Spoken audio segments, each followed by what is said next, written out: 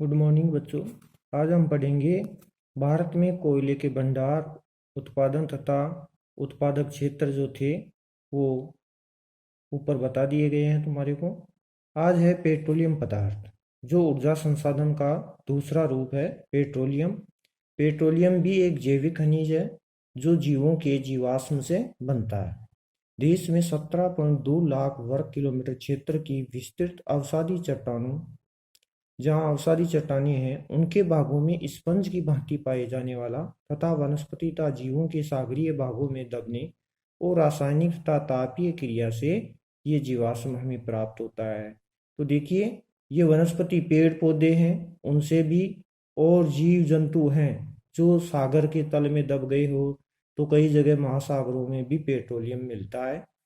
तो ये तापीय क्रिया के द्वारा निर्मित होने वाला जीवाश्म खनिज तेल है जो कि प्राकृतिक गैस के नीचे मिलता है। पहले हमें प्राकृतिक गैस मिलती है, फिर पेट्रोलियम मिलता है, जिसे परिवहन तथा मशीनरी क्षेत्र में उपयोग किया लिया जाता है। इसके भंडार आसाम की ब्रह्मपुत्र घाटी, सूरमा घाटी, पश्चिमी बंगाल के सुंदरवन डेल्टा, उड़ीसा का पूर्वी तटीय भाग, राजस्थान व सौराष्ट्र क्षेत्र, हिमालय का तराई भाग, उत्तरी एवं मध्य गुजरात में मिलता है। मुंबई बेसिन जो समुद्र के अंदर है, तथा गोदावरी तथा कावेरी डेल्टा क्षेत्र व अरब सागर में बॉम्बे हाई प्रमुख है। तो ये जो प्रसिद्ध स्थान रहे हैं, जैसे आसाम में है ब्रह्मपुत्र घाटी, और पश्चिम बंगाल में सुंदरवन डेल्टा है, उड़ीसा का पूर्वी तटीय भाग है, राजस्थान व सौराष्ट्र का क्षेत्र है। यह आपके मानचित्र में पूछते हैं कई बार, तो इन स्थानों को आप अच्छी तरीके से याद रखिए। इसमें कई बार बोर्ड में आ चुका है मुंबई बेसिन। तो हमारे महाराष्ट्र की राजधानी बम्बई जो प्रमुख स्थल है उसके पास समुद्र में ये मिला है। दूसरा बॉम्बे हाई, ये भी उसी के पास है, समुद्र के अंदर। महाराष्ट्र की राजधानी बम्बई, बम्बई के पास समुद्र के अंदर। ये दो कई बार पूछा गया है बोर्ड में। फिर देखिए, भारत में पेट्रोलियम पदार्थ के प्रमुख क्षेत्रों में हम बात करते हैं तो देश के कुल उत्पादन का 90% उत्पादन का महाराष्ट्र, आसाम, गुजरात तथा राजस्थान में किया जाता है। इस उत्पादित कच्चे तेल को देश में 24 बड़ी रिफाइनरी को पाइपलाइनों के माध्यम से गुवाहाटी, बरौनी, बड़ोदरा, हल्दिया, मथुरा, दिग्बोई तथा जामनगर को भेजा जाता है। इसी प्रकार प्राकृतिक गैस के भंडार तमिलनाडु में, हिमाचल प्रदेश में, पंजाब, राजस्थान, पश्चिमी बंगाल और त्रिपुरा व अरुणाचल प्रदेश में भी हैं, जिसका प्रबंधक का कार्य भारतीय गैस प्राधिकरण के द्वारा किया जाता है। यह कंपनी देश की कुल प्राकृतिक गैस को विद्युत उत्पादन में जहां 38% और उर्वरक निर्माण में 33%, शेष उद्योग तथा रसोई गैस के कार्य हेतु उपलब्ध करवाती है। देश का 91% उत्पादन केवल महाराष्ट्र में ही किया जाता है, जो 71% है। जहां देश के 91% में अकेला महाराष्ट्र 71% उत्पादन करता है, फिर 11% गुजरात में और आसाम में 7%, और राजस्थान में तो 2% पेट्रोलियम मिलता है। राजस्थान में पेट्रोलियम पदार्थ के भंडारों की बात करें तो बीकानेर जिले में, बाड़मेर में, जैसलमेर में और गंगानगर जिलों में 12 ब्लॉकों में ये पेट्रोलियम पदार्थ मिलते हैं, जिसमें Jaisalmer block, Sanchore Guddamalani block, Bikaner Nagaur block, Bikaner Ganganagar block में संचित भंडार हैं, यानी थोड़े बहुत भंडार है। गुड्डामलानी तथा सांचौर ब्लॉक में विदेशी कंपनी केयर्स इंडिया, ये बहुत ही महत्वपूर्ण प्रश्न बनता है यहाँ कि विदेशी कंपनी कौन सी है जो पेट्रोलियम पदार्थ राजस्थान में निकाल रही है, और वो है केयर्स इंडिया के द्वारा 91 कुएं खोदे गए हैं, जिसमें 12 कुओं में से 2005 से व्यावसायिक उत्पादन शुरू हो चुका है और यहाँ से पेट्रोलियम पदार्थ निकाला जाता है। फिर देखिए, परमाणु ऊर्जा खनिज, जिसको हम आणविक ऊर्जा खनिज भी कहते हैं, जैसे यूरेनियम, थोरियम, बेरिलियम। तो देखिए, परमाणु ऊर्जा के रूप में यूरेनियम 338, 235, 233, फिर प्लूटोनियम तत्व 239 तथा थोरियम, बेरिलियम, जिरकन नामक खनिजों का उपयोग किया जाता है। और एक ओस यूरेनियम में 100 मेट्रिक टन, हम कह सकते हैं कि एक ओस यूरियम नाम मात्र का थोड़ा सा भार, जिसको ये कहते हैं कि एक ओस जिसमें 100 मीट्रिक टन कोयला, इतना उसमें ऊर्जा पाई जाती है। तो 100 मीट्रिक टन कोयले के भंडार और उसकी शक्ति उत्पन्न होती है। इस यद्यपि हमारे यहाँ ऊर्जा खर्चीली होती है। ऊर्जा इसलिए खर्चीली होती है क्योंकि इसमें अधिक भार हमें संचित करना पड़ता है, परंतु इसमें बनने वाली विद्युत बहुत सस्ती होती है।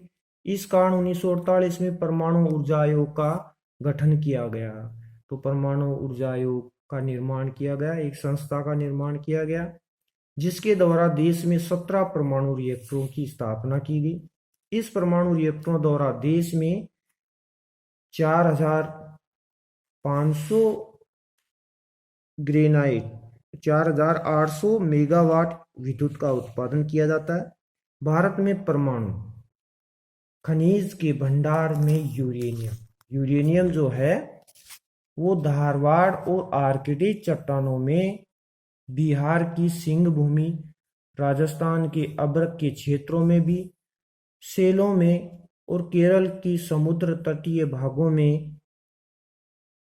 मोनोजाइट चट्टानों में थोरियम के भंडार, केरल तथा बिहार, और इलेमाइट के भंडार केरल की बालू में, तथा बेरिलियम के भंडार राजस्थान, बिहार तथा आंध्र प्रदेश में भी स्थित है, जिनसे थोरियम से हमारे यहाँ बिजली बनाई जाती है। जैसे आपने सुना होगा राजस्थान में राउत बाटा जो कोटा के पास है, वहाँ यूरेनियम रूस हमें देता है।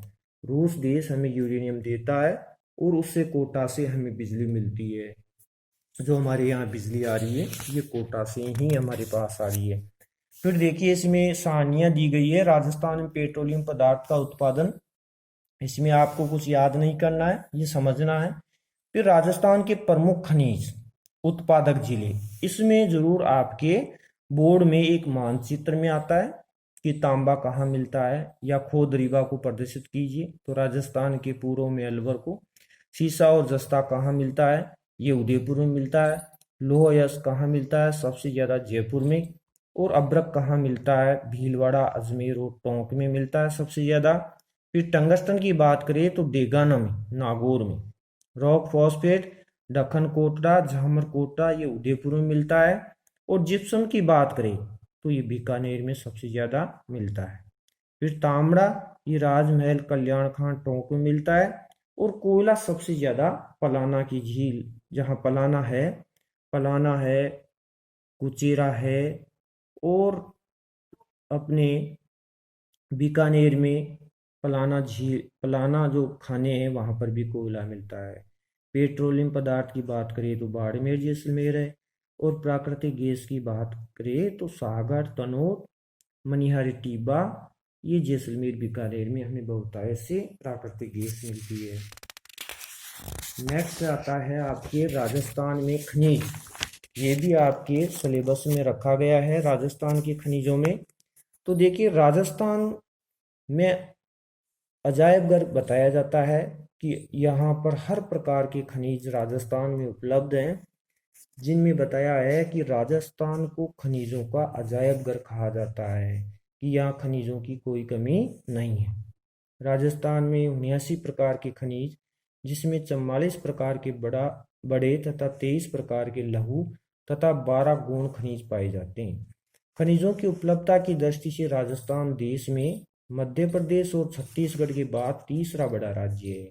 यानी हमारे देश में मध्य प्रदेश का प्रथम स्थान है खनिजों में, फिर दूसरा स्थान छत्तीसगढ़ और तीसरा राजस्थान का है, जो देश का 22% उत्पादन करता है।